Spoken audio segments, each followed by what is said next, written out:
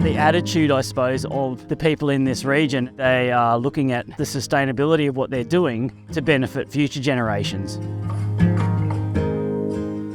Hey, I'm Matt Golinski. Welcome to my place. I've been here in Kinkin for about a year now. This is a 14-acre place, and I've just been busy over the last 12 months planting every possible thing I can get my hands on.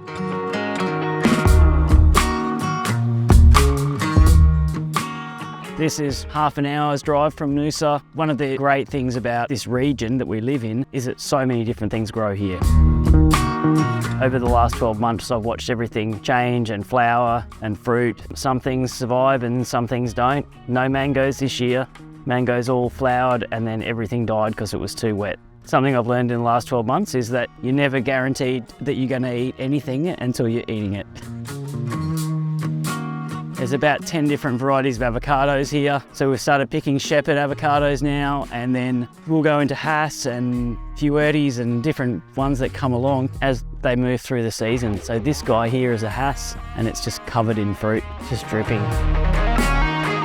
One thing that we've got a lot of in this region is native bush foods that grow really, really well. That is one of my passions, is native bush foods and cooking with them. This is a really good example, this one here. This is midgeonberry, and my girls will just eat handfuls of these. This is a macadamia nut tree or bopple nut tree. These trees originated just north of Gympie. That's the only native place that they come from in the entire world. Now they're grown all over the world, but they all started with humble beginnings just in a little town called Bopple, about 50 kilometres north of Gympie. Landcare have just come out today and planted 450 native trees. So one of the things I love about this food forest that I'll one day be reaping the rewards of is that these trees belong here. This is where they came from and where they grow best. So it makes sense that we would use fruit that comes from these trees, and it's really untapped in the food world, and it's something that we should be proud of and be showing off. More and more chefs throughout the region are sourcing these products. That's an opportunity. As far as sustainability goes, you can't do much better than that. Growing trees that are supposed to be here and using the fruit that they produce. You know, I probably won't reap the rewards of most of this in my lifetime, but somebody will. And that's the way a lot of farmers see it as well. And so the way to do that is to think about farming sustainably, using less chemicals and looking at the way that you do things, less runoff.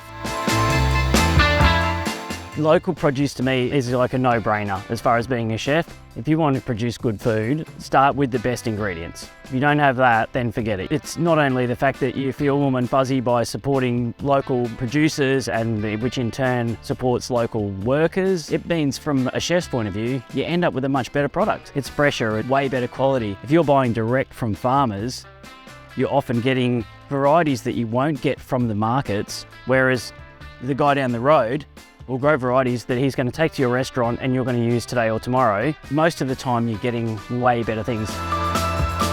So there's a whole load of different producers that are driving that change. Some good examples are Amarita Park Meadery, producing amazing mead, Eastwell Farms, producing chemical-free beef and oyster mushrooms on their farm out at Kinkin. Noosa Red's Tomatoes, which is like the hero tomato of any good restaurant in the Noosa region. And all three of those people are as passionate about what they produce as the chefs are about using that stuff on their menus.